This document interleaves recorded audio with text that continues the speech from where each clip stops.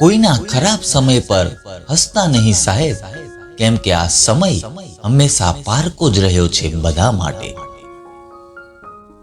જ્યારે સમય તમારી આંખમાં પાણી લાવી દે ને સાહેબ, ત્યારે સમજી જવાનું કે ચોખ્ખા થવાનો સમય આવી ગયો છે.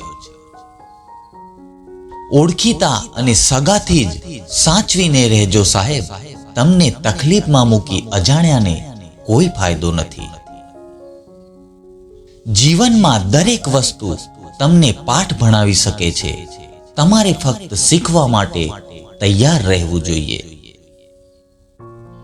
જેના દિવસની શરૂઆત સૂર્યદેવના દર્શનથી થાય ને, એના કરતા નસીબવાળું કોઈ નથી.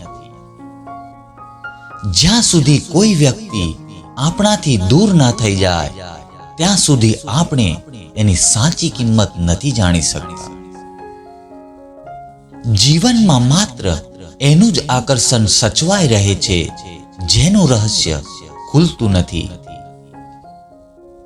ક્યારેક ક્યારેક હારવું પણ ખૂબ જરૂરી છે, તેનાથી અભિમાન નિયંત્રણમાં રહે છે. ખુલાસો માત્ર એ વ્યક્તિને અપાય જેની શ્રવણ શક્તિ અને સમજણ શક્તિ બંને મજબૂત હોય. સફળતા ત્યારે જ મળશે સાહેબ, જ્યારે તમારું સપનું તમારા બહાનાથી મોટું થઈ જશે.